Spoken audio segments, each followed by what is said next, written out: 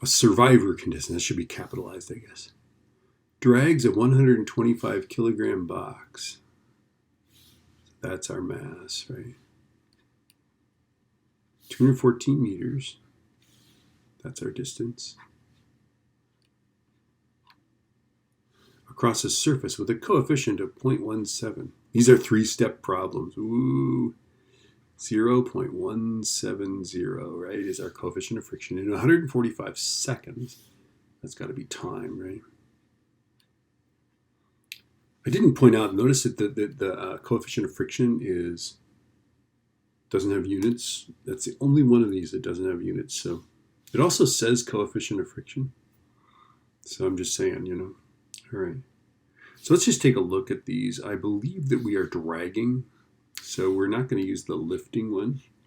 The question is just what order do we have to do these in? So let's take a look at this guy. I can't do this because I don't know work and I also don't know force. Okay.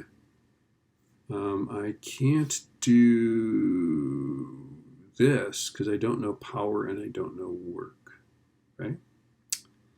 I can do this because I do know the mass and I do know G and I do know mu. So let's do that. Let's figure out the force. Force is mu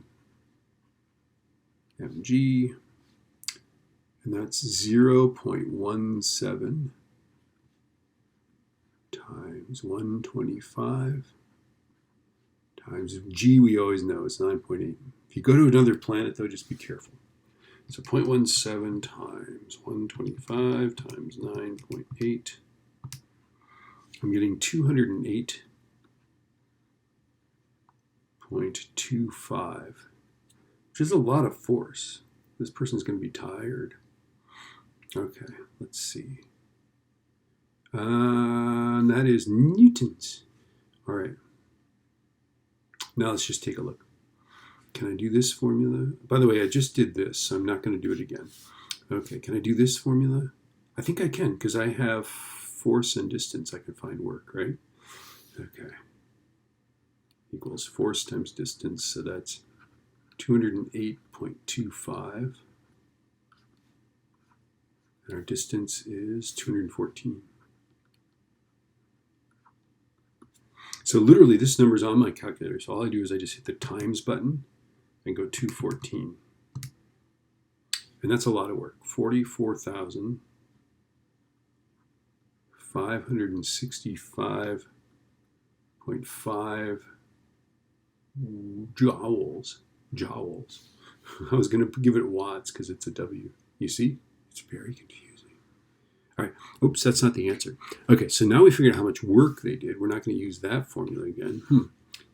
Not using that one, not that one, not that one. I think it's this one next. So let's see. Power is work divided by time.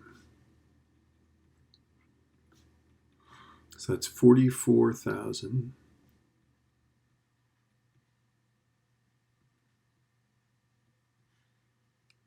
Divided by time. What's our time? Oh, we have time, 145.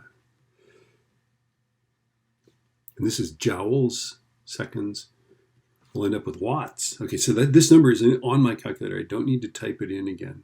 I'm just simply going to hit the divide button, and it says answer divided by. That's why I like these problems a lot, because you can either, basically every subsequent calculation you do, you either say divided by or multiplied by, right? Sometimes every now and then, inconveniently, you have to say something divided by that number. But anyway, that's not hard, because you can say, type the number and then say divided by, and then second answer. Okay, when I do this, I get 307.3 watts, which is a lot, right? That's kind of a sprint, but they only have to do it for 145 seconds, so I think they could. Like you can put out a lot of power for a short amount of time and then just sit there and like, you know.